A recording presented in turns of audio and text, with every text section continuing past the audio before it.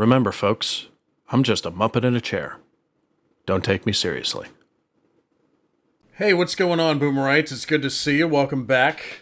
Today we're getting into another reaction. This is called Why London is Insanely Well Designed.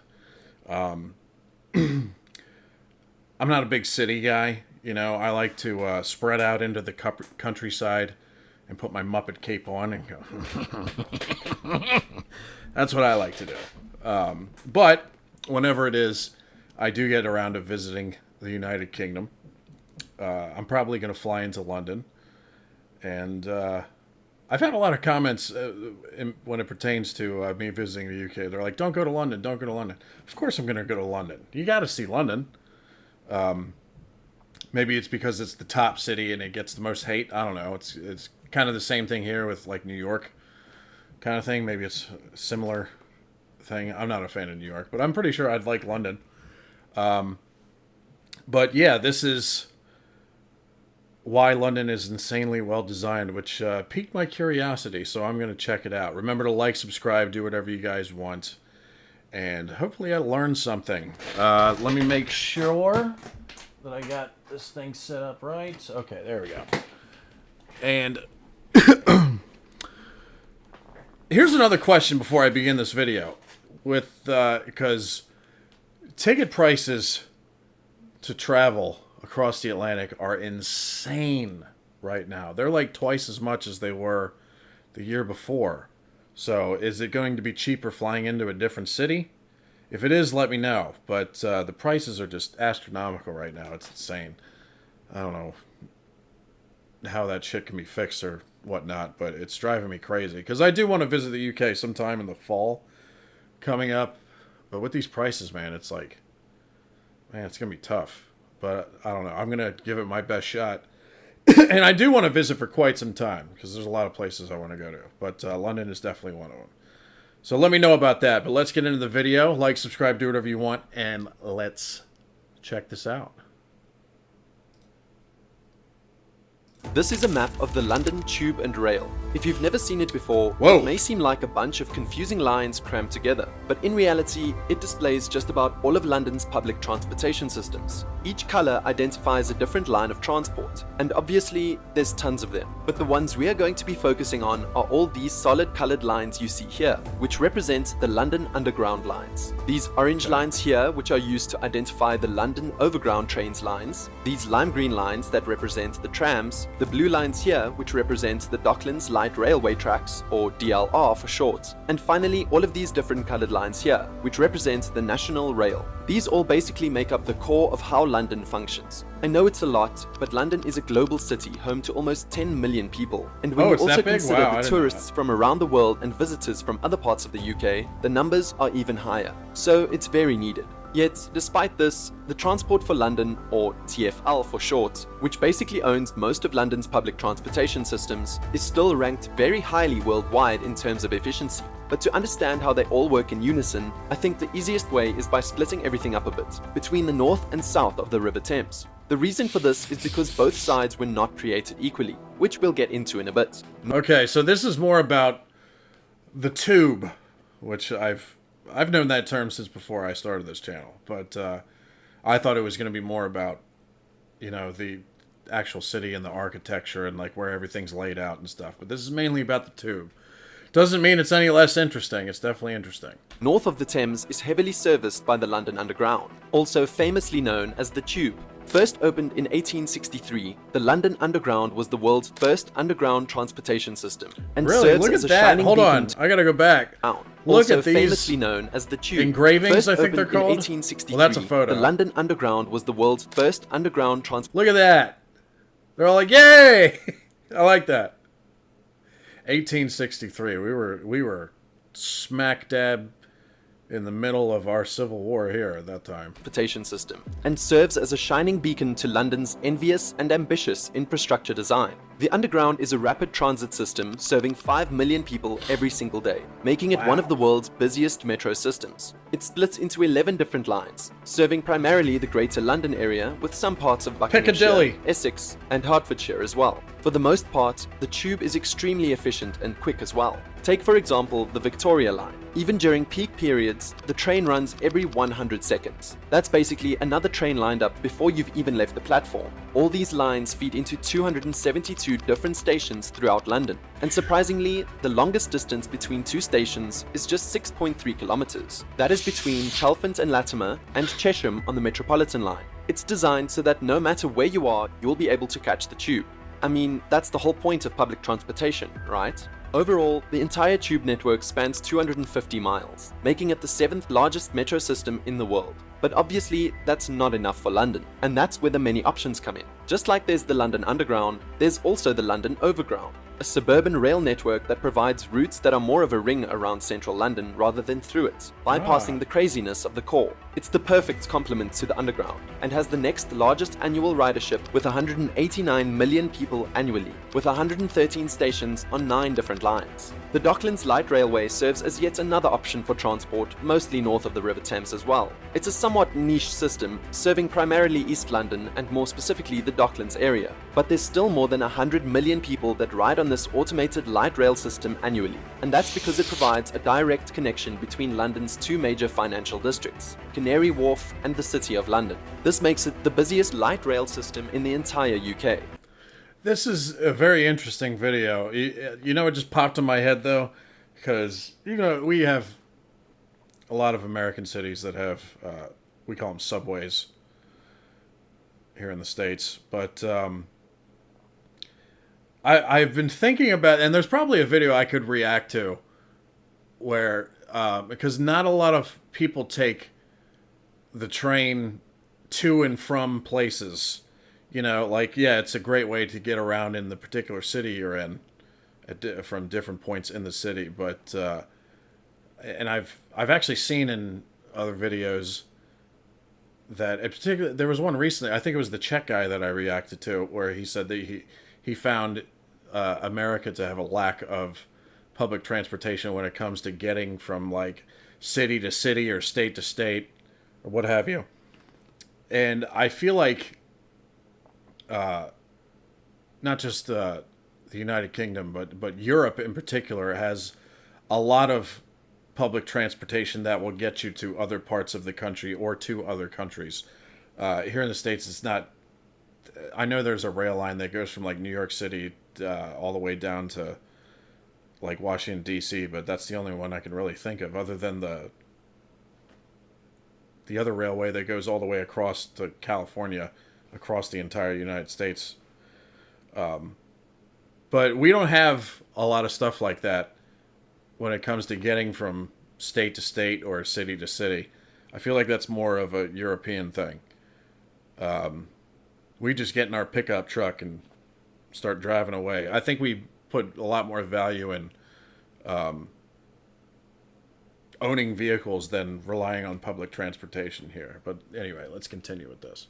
Now, before I get into London's public transportation that's south of the River Thames, I actually want to talk about buses, because, well, they are used heavily on both sides of the river and are actually the most used mode of transportation overall in London. Their bus system is one of the most extensive in the entire world. The city has a fleet of over 9,000 iconic red buses, and the second largest zero-emission bus fleet in Europe, only behind Moscow. About 6 million passengers make their journeys on one of the 7,000 bus rides happening every day, being delivered to over 700 different routes. That adds up to a ridership of over 2 billion people annually. That's. I feel like you guys are famous for that, for those double-deck buses. Don't you call them trams? I think it's trams, right? Correct me if I'm wrong, because I've been saying every time I see one, I'm like, oh, it's one of those double-decker buses, and it's like a word sandwich that I put together. But I think it's trams. Correct me if I'm wrong. To put that into perspective, if you combine the annual ridership of New York City, Los Angeles, and Paris's bus network, you'd get roughly the same amount of passengers as London's. Wow! It's a relatively cheap system too. Take for instance the bus fare. A full day of bus-only travel costs a maximum of $5.50. Or even if you need it for just an hour, you can pay less than $2 for something called the Hopper Fare, letting you travel on unlimited buses or trams for free within 1 hour of touching in for your first journey. And thanks to things like the London feel like Congestion that's not Charge, enough time. which charges all private vehicles being driven in this zone here in central London $17 per day of use, it's that much better a service. In the first year of its implementation alone, the zone had a 30% reduction in traffic congestion and a 30% increase in average speeds, while bus passenger numbers rose 38%. It's something that, while amazing, not many countries use it. New York City, for example, which in my opinion is very comparable to London in many ways, doesn't have one, at least not yet. Anyways, like I said earlier, south of the River Thames and South London overall is a completely different world to what works up north. Take for instance the London Underground. I mean, yeah, it technically does go south of the Thames with lines like the Victoria and Jubilee, but it barely has a presence there. Of the 272 stations connected to the Underground, only 31 of them are in South London. This is the case for most transportation systems up north. They just don't have a real presence in this area. But of course, there's reasons for that. The first being geology. North of the River Thames has perfect soil for tunneling, whereas the south of it had waterlogged clay, which made it not very coherent and way more difficult to tunnel through. Then there's the matter of South London being less populated, and therefore cheaper to build through above ground. Look at this map of London from 1794. You'll see the city grew mostly north and west of the Thames. So the tube was built where most people were and where it was needed most. That's where the most opportunity was, after all. Besides, by the time the London Underground began being built, the South already had an extensive suburban rail system after being carved up by many private railway companies. So it wasn't needed as much as well. As a result, millions of Londoners living south of the Thames rely on suburban rails much more than anything else. And that's where the National Rail comes in. Simply put, the National Rail is a cooperative, unincorporated association of a network of train operating companies, and together they form Great Britain's intercity train network. See, look at all those rails right there. Going everywhere across the country. I feel, you know, it's not that we don't have a lot of railways here in the States, but it's like primarily used for transporting goods, you know, to get things that people need across the country. Doesn't really transport people. Actually, here in Florida, they just opened a line that goes kind of pretty far up the east coast of Florida that you can take for transportation. But for the most part, the railways across America are mainly used for transporting goods and things of that nature. Since the Underground is barely a thing south of the river, the National Rail forms the bulk of public transport throughout the neighborhoods there. There's also the London trams, although the light rail trams primarily serve Croydon and its surrounding area. Oh, I got it wrong. It ain't trams. I'm such a muppet. Okay, so these are trams. They still have almost. What are the buses called? What are the double-decker buses called? I need to know. It's burning. It's driving me crazy. What are they called? Million annual riders. Somebody let me know. The final piece to this transportation puzzle is the Elizabeth Line. Although still extremely new and not yet fully operational, it's a commuter and intercity line that connects the Great Western Main Line and Great Eastern Main Line via some central London stations. Its importance cannot be understated. Many journey lines will be slashed with this line, such as going from Woolwich to Whitechapel will now be down to 9 minutes from around 25 to 30 minutes, and Farringdon to Canary Wharf will now just take 10 minutes. More than 50% quicker than the previous journey time. Broadly speaking, the Elizabeth Line will make journeys a lot quicker and take a lot of pressure off the Central Line, one of the tube's busiest lines. Altogether, journeys made by public transportation systems account for 37% of all of London's journeys, making it the most widely used method of getting somewhere in the city. It's also important to realize that all of these transportation systems, which I've talked about, are all connected. The TfL is responsible for the tube, overground, DLR, buses, and trams, just to name. Okay, so they're just called buses. I feel like such an idiot now. Oh my god, I can't wait to see all the comments making fun of me for that shit. I thought they had a special name, you know, like, I don't know. I was thinking they were called trams for a second there, but obviously that's dead wrong. But I feel like because they're so unique. Like, you know, London is famous for having those double-decker buses, and I feel like they should have a distinct name. Am I wrong in thinking that they should, I don't know, put a brand on it? You know what I mean? Because I just see it, I'm like, oh, it's one of those London double-decker buser things. It turns into a word salad. Anyway. A few. Or in image form, these routes are what TfL controls. Because of this, they all complement each other insanely well. Like, for example, the Tube and DLR have a number of interchanges between their systems, and together they make up 40% of the journeys between inner and outer London. Everything is also integrated via TfL's Oyster card, a credit card-sized electronic ticket which offers almost unlimited use on almost all of London's public transportation systems for a relatively cheap price, depending on the times you use it. Although this form of payment has slowly been declining due to the rise of contactless credit cards, it's still used over 12 million times each year. Now, as great as London's public transportation is, it's not your only option. And no, I'm not talking about private cars, which is, to be fair, another option, but rather walking. Walking makes up 24% of all London journeys, and it's actually an amazing city for this. London is ranked the 5th most walkable city in the world, and I believe it's due to London being one of the oldest major cities in the world, so of course it wasn't made for cars. What I mean is, contrary to the title of this video, London wasn't really designed. I mean, it was, kinda, and especially after World War II due to the Germans bombing the city, but London really just grew naturally over almost 2,000 years. So, all in all, London is an easy city for getting around. And while there can be problems with delays or TfL's lack of funding, which to be honest would take a whole nother video to explain, it's done amazing with what it's got. Thank you for watching. That was an interesting video. Interesting video. I totally got those. I guess they're just called buses. But no, it looks like you guys sorted out the tube very, very well. And I'm not just taking your word for it. I'm taking this video's word for it. I like that I knew it was called the tube before.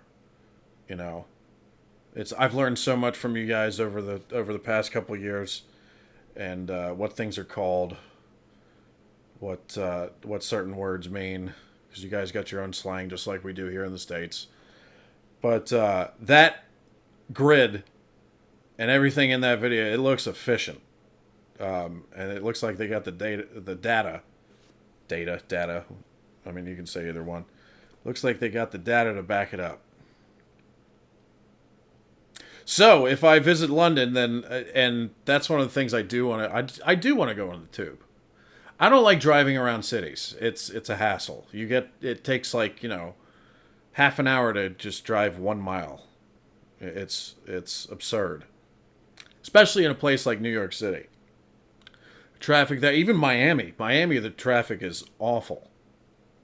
Even if you're like 10 miles outside of Miami, the traffic's going to be awful. It's like, I'm pretty sure Miami is like well known here in the States as like one of the worst areas when it comes to automobile traffic.